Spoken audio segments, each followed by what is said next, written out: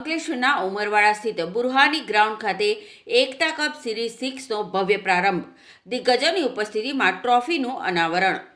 અંકલેશ્વરમાં રમતગમત દ્વારા સામાજિક એકતા અને યુવા પ્રતિભાઓને યોગ્ય પ્લેટફોર્મ પૂરું પાડવાના ઉમદા હેતુ સાથે GR કોસાડી પ્રેઝન્ટ એકતા કપ સિઝન 6 ક્રિકેટ ટુર્નામેન્ટનો અંકલેશ્વરના ઉમરવાડા ખાતે આવેલા સુંદર અને સુવિધા સજ્જ બુરહાની ક્રિકેટ ગ્રાઉન્ડ પર અત્યંત ઉત્સાહભર્યા વાતાવરણમાં પ્રારંભ કરવામાં આવ્યો છે.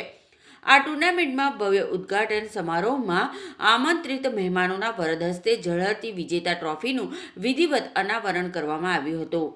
કાર્યક્રમની શરૂઆતમાં ભરૂચ ક્રિકેટ એસોસિએશનના વાઇસ પ્રેસિડેન્ટ ઇસ્માઇલભાઈ મતાદાર તેમજ અગ્રણી જનકભાઈ શાહ ઉર્ફે પિન્ટુભાઈ દ્વારા ખેલાડીઓને ખેલદિલીપૂર્વક મેદાનમાં ઉતરી શ્રેષ્ઠ પ્રદર્શન કરવા માટે પ્રોત્સાહિત કરવામાં આવ્યા હતા.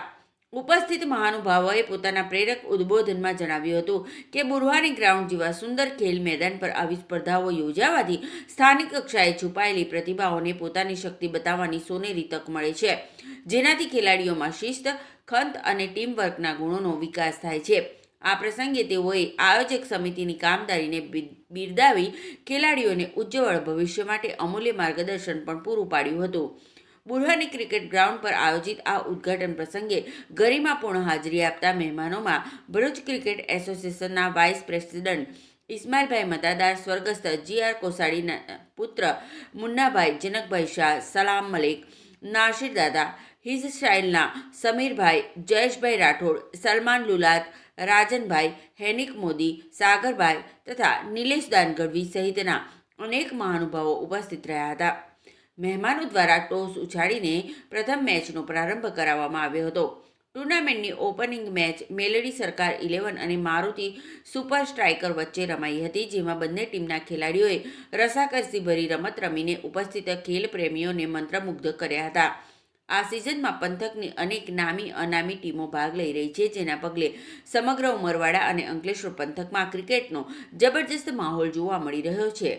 આયોજકો દ્વારા ગ્રાઉન્ડ પર ખેલાડીઓ અને પ્રેક્ષકો માટે તમામ આધુનિક સુવિધાઓ સુનિશ્ચિત કરવામાં આવી છે, જે આ ટુર્નામેન્ટની ભવ્યતા અને સુંદરતામાં